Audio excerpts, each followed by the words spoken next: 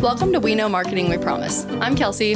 And I'm Naoma, and this is a show about how to actually build a brand that works. Welcome back. Today we're talking about niching down, which we talked about last year, but definitely a different angle, I think. Really? I don't think that there's a lot Did of that one go angles live? No.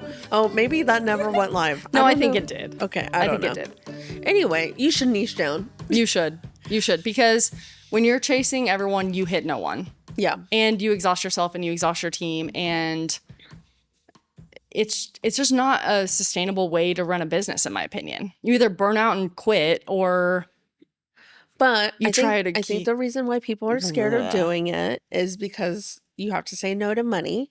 You do. And they think that it'll limit them. It won't. They also, probably, if you're a creative like me, you're like, I like to have Variety, and I like to have fun, and I want to do different kinds of projects. And not realizing that when you're hyper focused and you have constraints, you can actually become more creative by having more constraints on you. Yes. So, yes. And I am actually thinking of my friend that, hopefully at some point we get to interview him, but he lives in Denmark, and I have met him twice when he's come to the US, and we've gone to agency conferences together, and we were having dinner the last time. I think it was around this time last year in Nashville. And I was like, okay, so tell me about your business. Where's everything at? And it was insane to me because he had this in 24-step process or crazy amount. And then when I met with him last year, it had dwindled down to he literally does one thing for one audience, and he does it super, super well. But I was like, that's so simple. He simplified it, and he took all the complexity out of his business, and he got very aware of what he was really, really good at. And what it is user-generated content. So he only does user-generated content strategy, production, and then he sends it back to the client. He does not do any management even. And he has just soared this last year. Now I'm looking back, and he very much niched down, and I saw it benefit him greatly, but it was very scary last year at this time because there was so much unknown. Yeah. I think, I think that there's different ways to niche down, but yes, a lot of people try to do everything or a little bit of everything. And I see this especially in multidisciplinary agencies. Yeah. That they do advertising. I was like, what a horrible name. Yeah, they say it on their horrible. homepage. It's a hero image. It means nothing. But they try to do advertising, they try to do social, they try to do brand, they try to do websites, they try to do video, they try to do all of it. And the thing is you possibly could do all of that, but you probably can't do a lot of that very well unless you have a huge team of experts, and that can get very expensive. So you have niched, and I have niched in our own zones, right? You only do social, and you only do it through strategy, and I only do brand, and that's it. But I do think a lot of people have a big fear of it. And I was listening to this podcast the other day, and he explained it so easily as to why you should niche down. And it's, I'm just going to say what he said, which is really, really great. So if you think about the busiest place in your city right now, and I tell you, and you're treating this city as your marketing, and you're like, and I tell you, hey, I need you to go find our people, in this big, busy place. And you're like, great, who are my people? It's a tall man. Okay.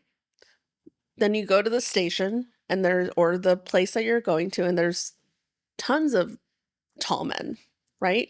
And you're like, how do I get to them? Now, if you came back to me and you're like, I can't find the person that you're telling me to find, there were 500 tall men, I don't know how to do this. But if I tell you, he's a tall man, he has brown hair, he has blue eyes, he wears this type of clothing, he has a mole on his face, whatever, the more I can tell you who that person is and niche into what they're looking for, the easier it is for you to go find that person Yeah. and then find multiple of those exact type of people. Yeah. Well, and it's so interesting because that's exactly how like social media ads work if you're doing them well. And so if you've established your organic social presence, and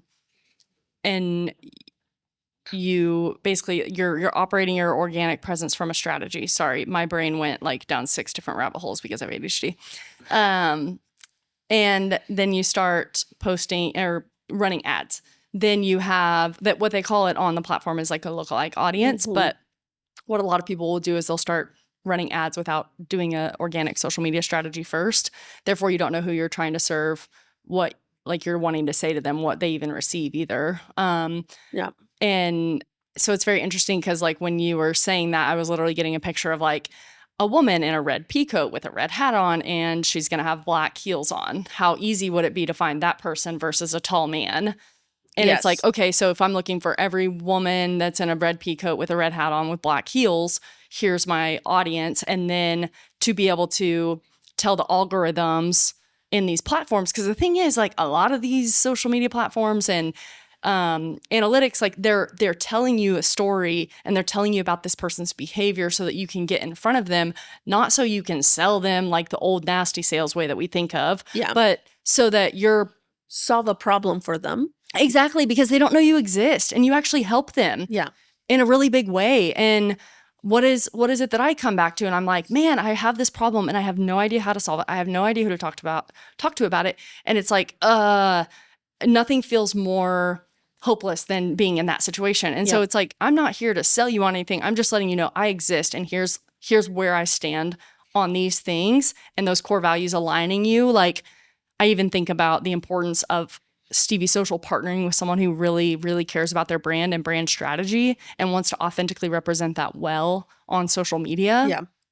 And put the time and the effort into it, because that person is going to be okay with how long it takes for us to implement, because we're doing so much on the front end to understand their business, their processes, their brand, all those things, versus someone who comes in and needs something like really, really quickly. And I want to deter them from coming to me based on my website, my social media content, my email. Yeah. But it is so interesting that you can.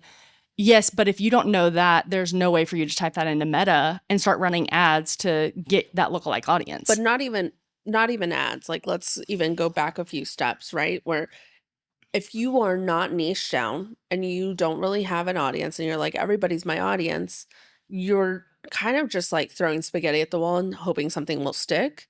Yeah. Whereas if you're niching down, you know what problem you solve, you know who you work for, you know what the value is to them. And then it's a lot easier to find that lookalike audience. What I'm trying to do is I'm trying to back you into an ICP rather than having you figure out who your ICP is. Yes. And then but the thing, like, I don't think people understand the power of having your ICP, like for marketing. Like you see the power of it with even brand building and that longevity, but I'm like, no, like no one, the ad companies that are sending you emails a million times a day, like they don't care about your ICP. They care about getting you a certain amount of leads in the door. So this amount of money, and they'll do that, but they're not going to be your ICP because they're not asking that question. So how would they even know it? So if you like, the power of having an ICP it's just so undervalued in marketing, in my opinion, and on social. Like people have no idea what that can do for you and your overall like happiness, because you're working with people you want to work with, and your team is happy because they're working with people they want to work with, because you've cast this great vision for your company and you have these core values that you operate from. But the second someone has a check and brings it, you say yes, and your whole team is like messed up. What? They totally don't align with us core values wise. This isn't in our vision. You're just saying yes to the check, or you're saying yes to people please, or whatever it is. But that's where I think that's where I say vision is like your brand, and your vision is a filter to your business. It is. So if you're saying yes to the money just because there's money at the table, that doesn't mean that you're living authentically to your brand. You're actually damaging your brand long term by saying yes to things that are not a perfect fit, because you are not taking into account the reputation that your business has, which is your brand. By saying yes to these lower clients, or yes to bad fits, or yes to projects that are not really the perfect thing for you, you are breaking the reputation of your own brand and breaking the thing that you're trying to build, Yeah. like, while building it. So that's where I really think it's important to have that vision and to use that as a filter, decision-making filter. And yes, it's very hard. It It is. is extremely hard to save money when it's right there in front of you. But I truly believe that when you are so rooted and grounded in the vision of your business and what you're trying to build and what you're going after, things will come to you if you're very strategic with it. Yep. So that's why I think it's very important to niche. Either you niche in industry, in service, or what other things can, those are the two that I can really think of, but I I'm mean, sure there's obviously, tons. like if you're niching down in like some type of product, then you're going to have a very specific ICP.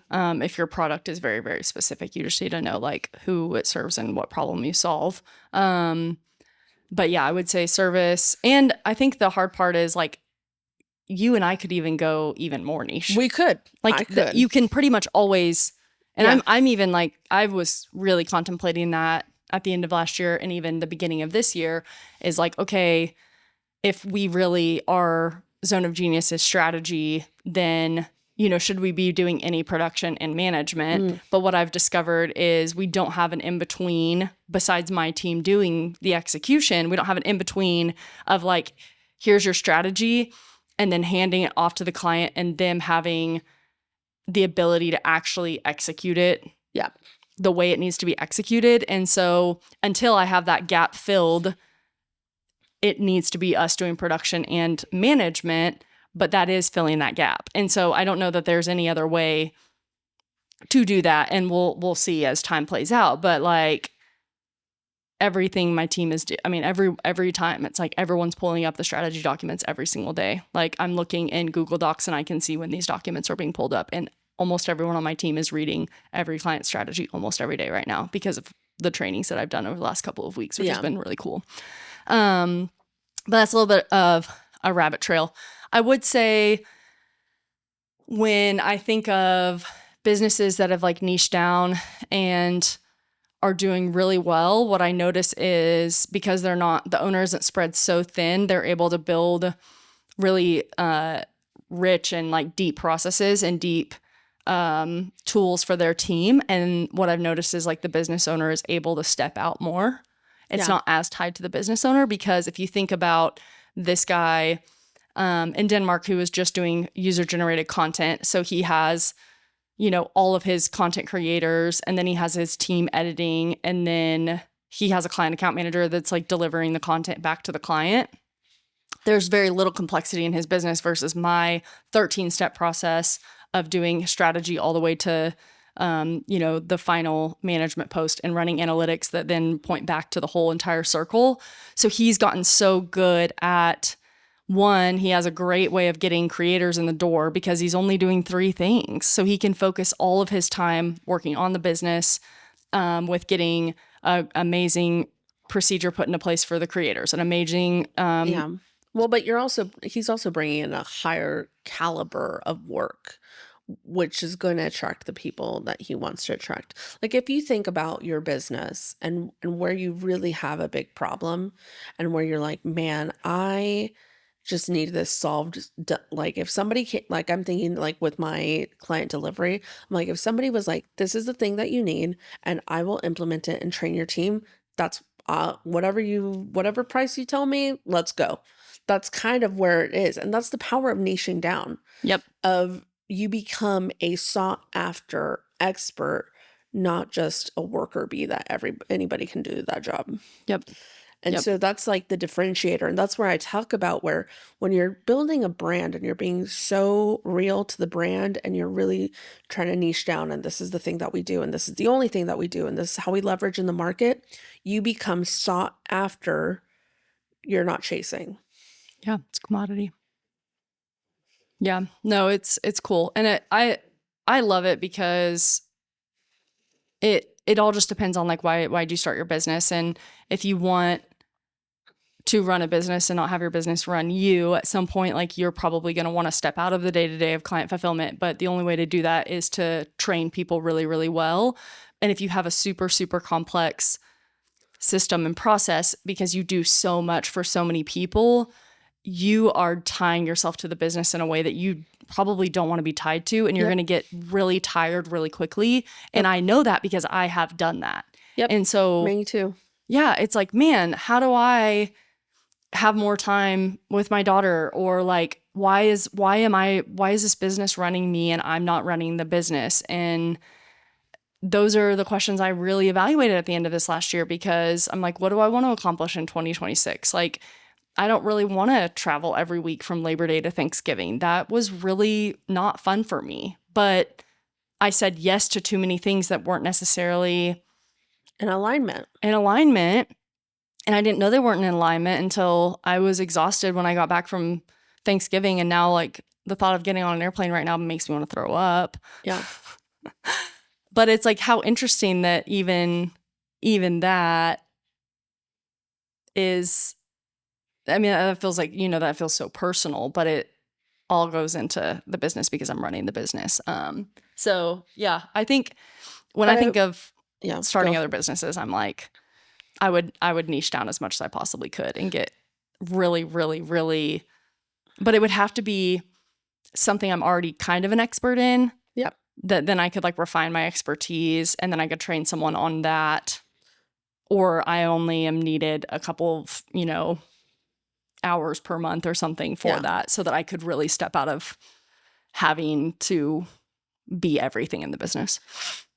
I think you're getting to that point because you've been in business for like a decade now.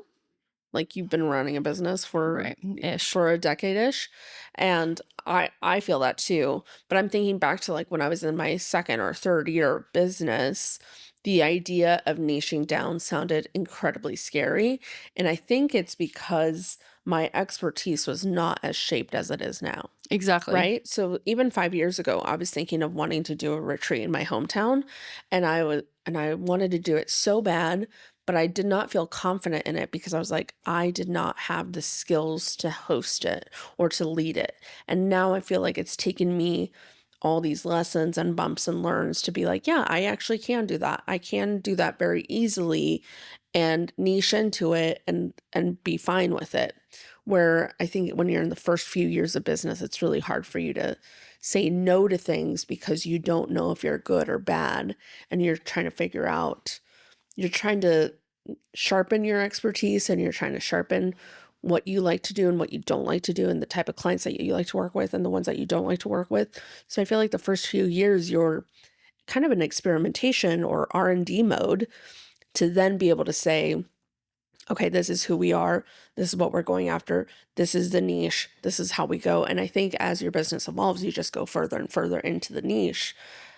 But I think it takes some time to experiment and play to understand where your niche is. And I think the hardest part, though, is when you are between that 3 and 5 year, and this is the time that you should niche, and you have been saying yes to everything and saying yes to every type of project or saying yes to the bad clients. And now you actually have to put on that filter of saying, no, this is not what's aligned to me. This is not where we're going forward. This is the time that you have to start firing clients, that you have to let go of team members. This is the hardest time, is in the filtering and into the moving into the niche. And that's where people get hung up, and that's why they don't niche, in my opinion. Yeah. No, I believe it. And I think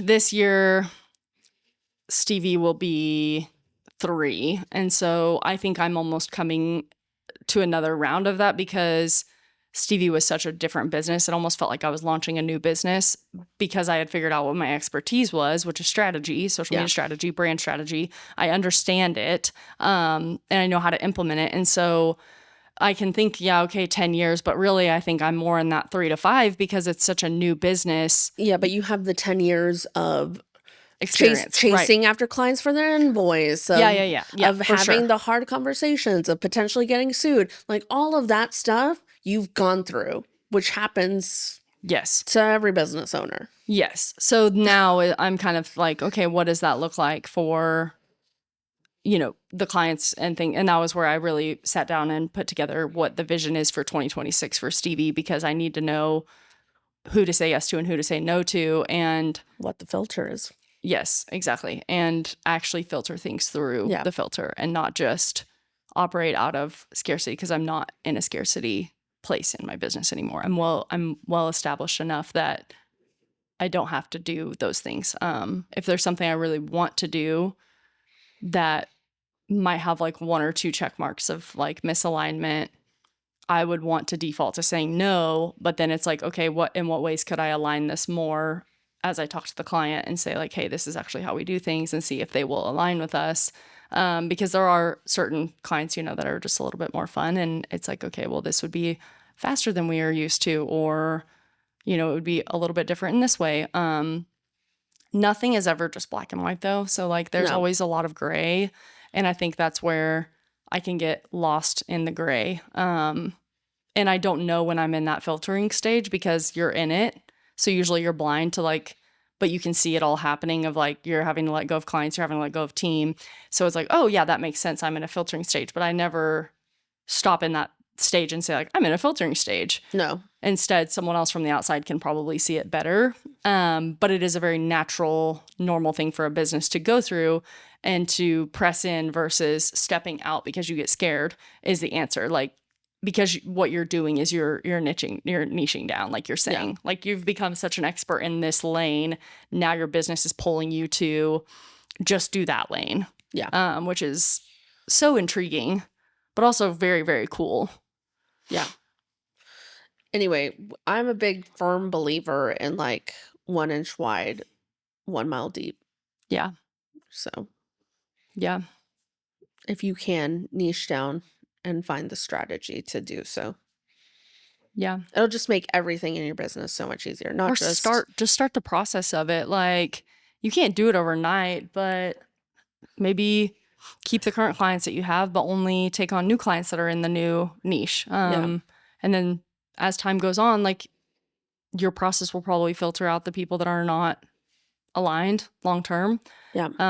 But I think just starting that process can be terrifying. And I had so many people tell me year after year after year to do it, and I was too afraid. And then it finally really was starts okay. to click. Yeah. It really was okay. It's So you will be okay. you will be okay. You've survived the worst things in your life already. So Maybe. no, you have. You're alive. So Me? Oh, no, just everybody. everybody. Okay. Thanks. We'll see you next time. Bye. And that's a wrap on this episode. If you found this helpful, hit subscribe, leave a review, or share it with a friend.